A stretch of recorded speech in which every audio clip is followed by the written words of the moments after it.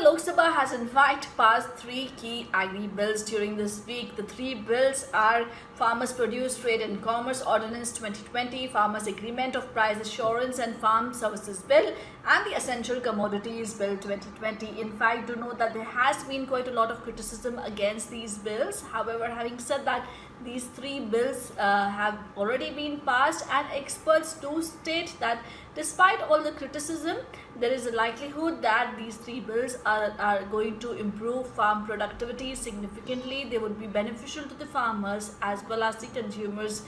One of the criticism is the fact that the bills may have a detrimental impact to small and marginal farmers, but overall for the larger farmers, etc., and overall for the farm sector itself, it is going to be positive, and even consumers are likely to win. First, before we go to the expert take, let's understand these three key bills. Farmers Agreement, or rather Farmers Produce Trade and Commerce Ordinance, when the bill is aiming at opening up the entire agri sales and marketing outside the APMC, and the criticism is that dismantling of the APMCs could end assured procurement of food grains at the MSP. The experts to state that we need one nation and one MSP versus one nation and one market. This is what some of the farmers as well as some of the traders to state that. The second bill, which is the Farmers Agreement of Price Assurance Bill, well, the bill is essentially providing a framework for contract farming. The bill mandates guaranteed price, and that is likely to protect the farmers' interest. Having said that, the bill does not prescribe a mechanism for price fixation, and hence we do not know what exactly would be the price, although the bill is mandating a guaranteed price. And here itself is the criticism that this may actually be slightly detrimental to the farmers.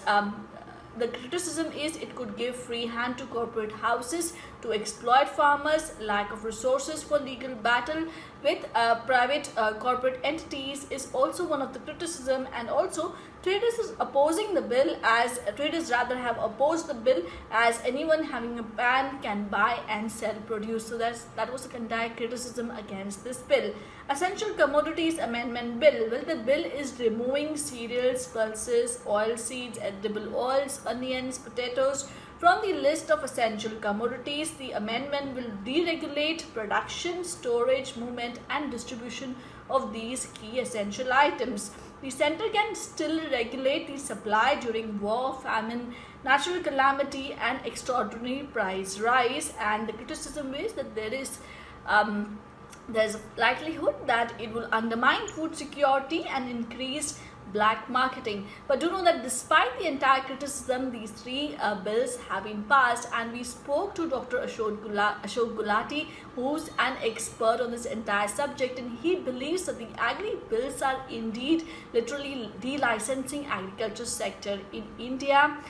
It is like a revolution in the industry that we saw in 1991, and he compared that the bills in the agriculture sector are similar to a white revolution. He stated that we need massive investment in agriculture sector, and government really does not have that much of money. Capital subsidy, infrastructure will go a long way in helping the farmers. With regards to the bills, he stated that the farmers will definitely get a better choice after these new bills in terms of determining where to sell the produce, and also in terms of the prices. Rise in price realization would also lead to better efficiencies in the entire ecosystem. Storage capacities for products are likely to be cleared in the hinterlands, according to Dr. Ashok Gulati, and the savings in terms of the wastage can in fact go ahead and lower the prices for the consumers. And he also mentioned that these three bills would in fact be a win-win situation for the farmers as well as the consumers alike, and that we definitely need to utilize the public-private partnership in order to create further infrastructure sector for the farmers. So yes, while there is criticism, we will really have to wait and watch out for how these three bills in fact work on the ground reality and change the entire farm sector productivity. And also we will have to wait and watch out for how the farmers' income really get positively impacted But this will of course take time. But as of now, good amount of revolution coming into the agriculture sector.